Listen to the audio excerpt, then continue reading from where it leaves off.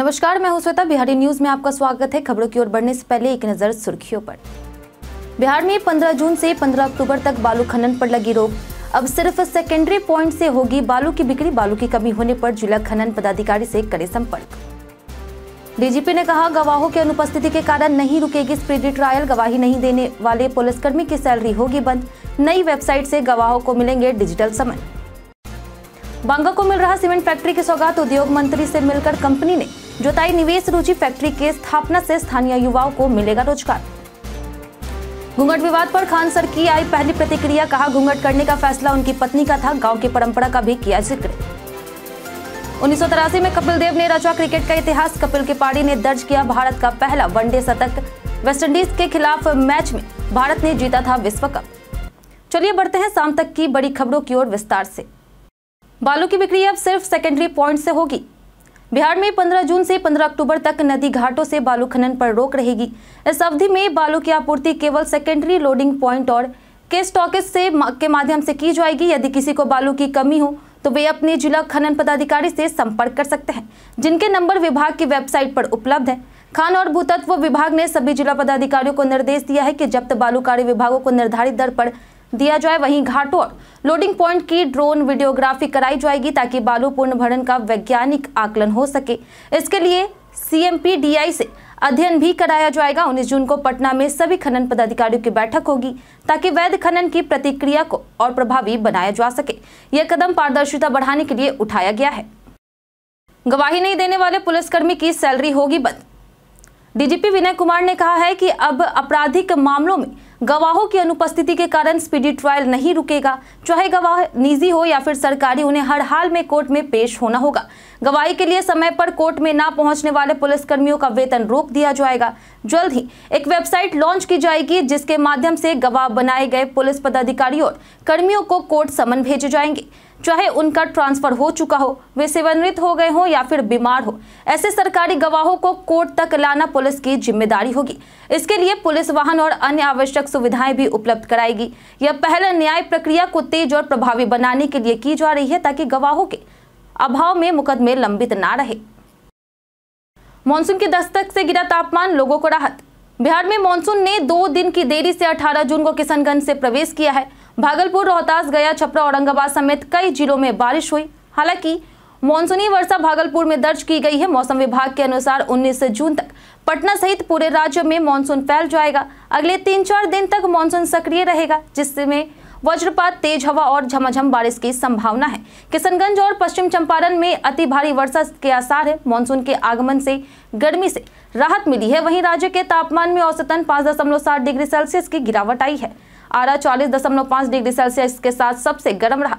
वहीं 2024 में मानसून ने 20 जून को प्रवेश किया था, जबकि 2023 में यह 12 जून को पहुंचा था, लेकिन पूरे राज्य में देर से फैला है। ड्यूटी में लापरवाही के आरोप में 24 ट्रैफिक पुलिस कर्मी निलंबित। 18 जून 2025 को पटना में यातायात पुलिस के 24 कर्मियों को ड्यूटी में लापरवाही के कारण निलंबित कर दिया गया। इनमें 19 महिला और 5 पुरुष शामिल हैं, जो शहर के विभिन्न इलाकों में तैनात थे। इन पर बार बार ड्यूटी में देर से पहुंचने और हाजिरी में लापरवाही का आरोप था। जांच में पुष्टि होने के बाद यातायात SP ने तुरंत निलंबन का आदेश जारी किया है। पटना में जाम की समस्या गंभीर है, विशेषकर सुबह की पाली में ट्रैफिक दबाव अधिक होता है। पहले भी कुछ कर्मियों को चेतावनी दी गई थी, लेकिन सुधार न होने पर यह सख्त कदम उठाए गए। मेट्रो और निर्माण कार्यों के कारण पहले से संकरी सड़कों पर ट्रैफिक पुलिस की लापरवाही हालात और बिगाड़ रही थी। वहीं अधिकारियों ने आगे से सख्ती बरतने के निर्देश दिए हैं। बांका में अल्ट्राटेक सीमेंट फैक्ट्री से बढ़ेगा रोजगार। बिहार में उद्योग के क्षेत्र में तेजी से विकास हो रहा और इसी दिशा में बांका जिले को बड़ी सौगात मिली है। अल्ट्राटेक सीमेंट लिमिटेड बांका के कटोरिया अंचल के करझौंसा औद्योगिक क्षेत्र में सीमेंट ग्राइंडिंग यूनिट स्थापित करने जा रही। इस संबंध में कंपनी ने राज्य के उद्योग विभाग को एक्सप्रेशन ऑफ इंटरेस्ट सौंपा है। कंपनी के शीर्ष अधिकारियों ने बिहार के उद्योग मंत्री नीतीश मिश्र से मुलाकात कर निवेश योजना साझा की है। फैक्ट्री की स्थापना से स्थानीय युवाओं को रोजगार मिलेगा, जिससे पलायन की समस्या में भी कमी आएगी। यह पहल बांका के औद्योगिक विकास को गति देने के साथ साथ क्षेत्र में अन्य उद्योगों के आने की संभावना भी बढ़ाएगी। वहीं अल्ट्राटेक की इस पहल को बिहार सरकार ने सकारात्मक रूप से लिया है और इसे राज्य में निवेश के बढ़ते रुझान का संकेत माना जा रहा। बिहार सरकार ने मांगी ईरान से श्रमिकों की जानकारी। ईरान और इजराइल के बीच जारी युद्ध की स्थिति को देखते हुए बिहार सरकार ने दोनों देशों में काम कर रहे बिहार के श्रमिकों की संख्या जानने के लिए विदेश मंत्रालय से जानकारी मांगी है। श्रम संसाधन विभाग ने मंत्रालय से आग्रह किया है कि वह बताए कि इन देशों में कितने बिहारी श्रमिक रहकर काम कर रहे हैं। विभागीय के अधिकारियों के अनुसार विदेश मंत्रालय से जानकारी मिलने के बाद ही आगे की कोई ठोस पहल की जाएगी। यह कदम सुरक्षा और आवश्यक सहायता के दृष्टिकोण से उठाया गया है ताकि संकट की स्थिति में इन श्रमिकों की मदद की जा सके। दोनों देशों में बढ़ते तनाव को देखते हुए बिहार सरकार श्रमिकों की स्थिति को लेकर के सतर्क है और समय रहते तैयारी कर रही। घूंघट विवाद पर खान सर की आई पहली प्रतिक्रिया। पटना के चर्चित शिक्षक खान सर की शादी और उनकी पत्नी के रिसेप्शन में घूंघट करने को लेकर के सोशल मीडिया पर बहस छिड़ गई है। आलोचकों ने सवाल उठाया कि महिलाओं की आजादी की बात करने वाले खान सर की पत्नी ने घूंघट क्यों किया। इस पर खान सर ने ANI पॉडकास्ट में सफाई दी कि घूंघट करने का फैसला उनकी पत्नी का था। उनका बचपन से सपना था कि दुल्हन बनने पर वो घूंघट में रहे। खान सर ने कहा कि अगर वो मना करते तो लोग उन पर पाबंदी लगाने का आरोप लगाते। उन्होंने गांव की परंपरा का भी जिक्र किया है जहां आज भी महिलाओं का घूंघट प्रचलन में है। शादी निजी समारोह में हुई और रिसेप्शन में पत्नी ने पारंपरिक लाल जोड़ा पहनकर घूंघट किया, जिसकी तस्वीर वायरल हो गई और बहस शुरू हो गई। बसेरा 2 योजना में मनमानी, अफसरों पर कार्रवाई तय। बिहार सरकार की अभियान बसेरा 2 योजना के तहत गरीब भूमिहीन परिवारों को जमीन देने में अफसरों द्वारा भारी मनमानी की जा रही। राजस्व और भूमि सुधार विभाग की जांच में पाया गया है कि सर्वेक्षण किए गए 1.25 लाख परिवारों में से लगभग 52% को not fit for land allotment घोषित कर दिया गया, जिनमें मुसहर जैसे अति पिछड़े परिवार भी शामिल हैं। अब तक 48,000 परिवारों को जमीन दी गई है, लेकिन बड़ी संख्या में अस्वीकृति पर विभाग ने सख्ती दिखाई है। कई अंचलाधिकारियों और राजस्व अधिकारियों पर कार्रवाई तय मानी जा रही। जांच के लिए मोबाइल ऐप के जरिए रीवेरिफिकेशन का निर्देश जारी हुआ है और सबसे खराब प्रदर्शन वाले जिलों से स्पष्टीकरण मांगा गया है।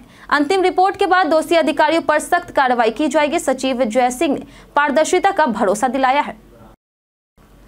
भागलपुर सुल्तानगंज से देवघर तक दौड़ेगी सरकारी बसें। श्रावणी मेले में देवघर जाने वाले श्रद्धालुओं की सुविधा के लिए बिहार राज्य पथ परिवहन निगम विशेष बस सेवा शुरू करने जा रही। भागलपुर परिवहन प्रमंडल ने मंगलवार से रूट सर्वे का कार्य शुरू कर दिया है। क्षेत्रीय प्रबंधक पवन कुमार ने सुल्तानगंज और मुंगेर मार्ग का निरीक्षण कर स्थानीय लोगों से सुझाव लिए हैं। पहले चरण में भागलपुर और सुल्तानगंज से देवघर तक सरकारी बसें चलाई जाएगी। 11 जुलाई से पहले रूट सर्वे पूरा कर लिया जाएगा, जिसके आधार पर बसों के मार्ग और समय निर्धारित होंगे। नियम की योजना कोसी, सीमांचल और भागलपुर के अन्य जिलों से भी बस सेवा शुरू करने की है। हर वर्ष लाखों श्रद्धालु देवघर जाते हैं और इस बार भीड़ को ध्यान में रखते हुए सरकार श्रद्धालुओं को सुरक्षित और सुविधाजनक यात्रा का अनुभव देने के लिए तैयारी में जुटी है। पाटलिपुत्र से गोरखपुर तक होंगे वंदे भारत के 7 ठहराव। बिहार और उत्तर प्रदेश के यात्रियों को बड़ी राहत देते हुए पटना से गोरखपुर के बीच नई वंदे भारत ट्रेन जल्द शुरू की जाएगी।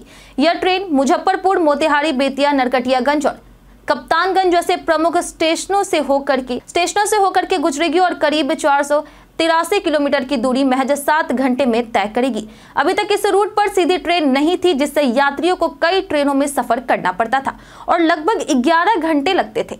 वंदे भारत के शुरू होने से यह यात्रा अब ज्यादा तेज और सुविधाजनक हो जाएगी। ट्रेन सप्ताह में 6 दिन चलेगी और हर स्टेशन पर 2 मिनट का ठहराव होगा।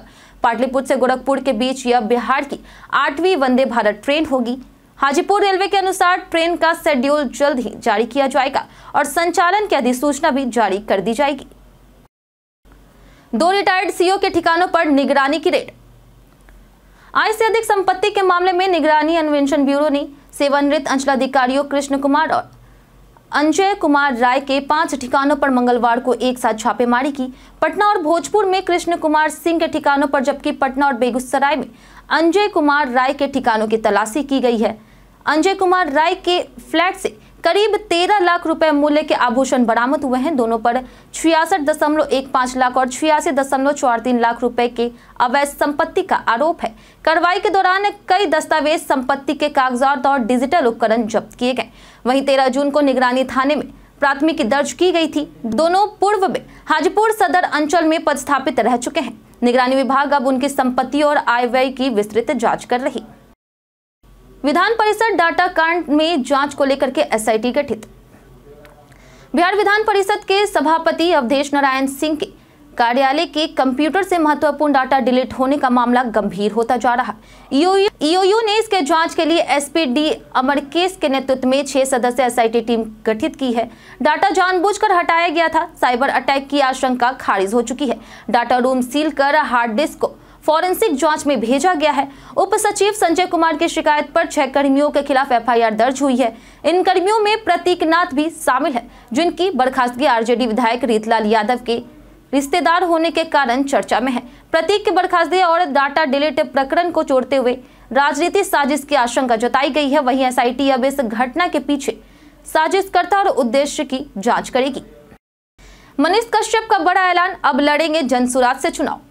चल रही मीडिया खबरों के अनुसार मनीष कश्यप 23 जून को प्रशांत किशोर की जनसुराज पार्टी में शामिल होने जा रहे और चनपटिया विधानसभा सीट से चुनाव लड़ेंगे। इससे पहले उन्होंने 7 जून को फेसबुक लाइव के जरिए बीजेपी से इस्तीफा देने की घोषणा की थी। उन्होंने बताया कि पार्टी में रहकर के जनता की आवाज नहीं उठा पा रहे थे और उन्हें मजबूरी में यह फैसला लेना पड़ा।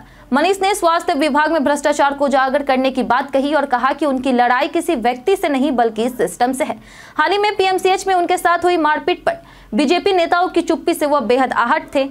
अब वे बिना किसी दबाव के जनता के मुद्दों पर लड़ना चाहते हैं। उनका दावा है कि वह बिहारियों के लिए संघर्ष करते रहेंगे। अनंत सिंह की पेशी के बाद भी जेल से रिहाई नहीं। पूर्व विधायक अनंत सिंह, जिन्हें छोटे सरकार कहा जाता है, इस समय पटना के बेउर जेल में बंद है। जनवरी 2025 में एक गोलीबारी केस में गिरफ्तारी के बाद से वो जेल में है। हाल ही में एमपी एमएलए कोर्ट में उनकी पेशी हुई, जहां उनके समर्थकों की भीड़ भी उमड़ी। हालांकि कोर्ट में पेशी के बावजूद भी वो जेल में ही रहेंगे, क्योंकि सभी मामलों में उनकी जमानत प्रक्रिया अब तक पूरी नहीं हुई है। पंचमहला थाना में दर्ज एक गोलीबारी मामले समेत अनंत सिंह पर कई आपराधिक मुकदमे चल रहे हैं। उनके खिलाफ सोनू मोनू गिरोह ने भी गंभीर आरोप लगाए थे। बावजूद इसके सोशल मीडिया पर उन्होंने अपने समर्थकों का आभार जताया और उनका साथ मिलने से मनोबल मजबूत बताया है। अदालत में अगली सुनवाई और जमानत पर फैसला लंबित है। 1983 में कपिल देव ने रचा क्रिकेट का इतिहास। 18 जून 1983 को भारत ने जिम्बाब्वे के खिलाफ एक ऐतिहासिक जीत दर्ज की, जिसे टीवी पर प्रसारित नहीं किया गया था।